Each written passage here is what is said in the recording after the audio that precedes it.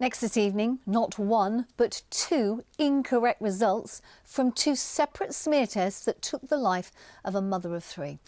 The family of Louise Gleadell, who was 38 and from Leicestershire, have now been awarded undisclosed damages by the NHS following these mistakes. By the time her cervical cancer was diagnosed, it was just too late, following the two incorrectly reported tests that were actually 4 years apart. Our health correspondent Rob Sissons has more. Laura and Claire, two sisters. There should be three.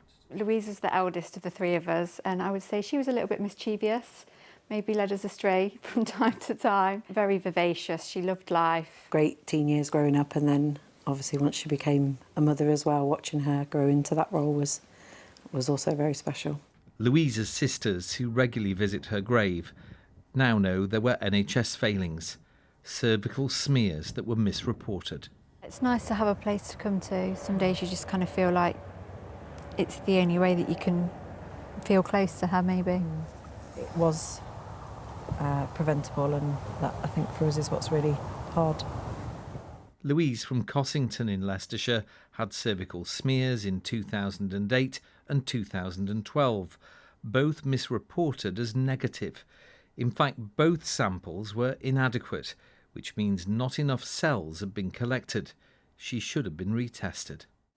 It wouldn't have developed into cancer if she'd have been recalled for 2008 for that first, and if there were any abnormalities, or she'd have had treatment for those abnormalities before it had even developed into cancer. So she wouldn't have had cancer, she wouldn't have had chemotherapy, she wouldn't have radiotherapy, she wouldn't have died. Something that we probably think about most days, if not every day.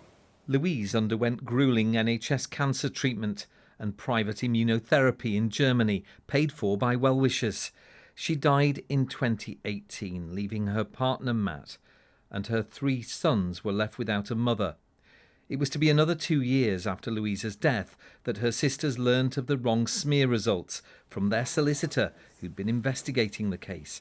I don't think it's right that the family should find out in that way.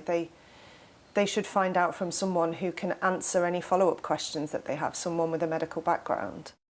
The NHS had known of the misreporting after the cancer diagnosis prompted a review. Louise, still alive at the time, wasn't told. The guidelines that the NHS have written themselves, it even states that if the patient has passed away, her family are to have been told. Louise was still alive, there was opportunity to tell her. And even after all that time passed, there was opportunity to tell us. At the end of the day, you've still got unanswered questions. How were Louise's smears incorrectly reported on 2 occasions, years apart? Why was she never told after they'd completed the audit of her smears? How many other women has this possibly happened to?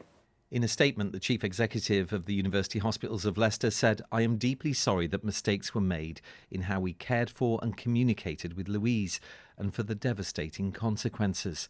Errors like those in Louise's care are rare, and there have been significant improvements in cervical screening since 2019. Locally, following an investigation into Louise's care, we have strengthened our processes for sharing the findings of cervical screening quality audits to ensure timely and open communication." Laura and Claire urge all women to go for smears.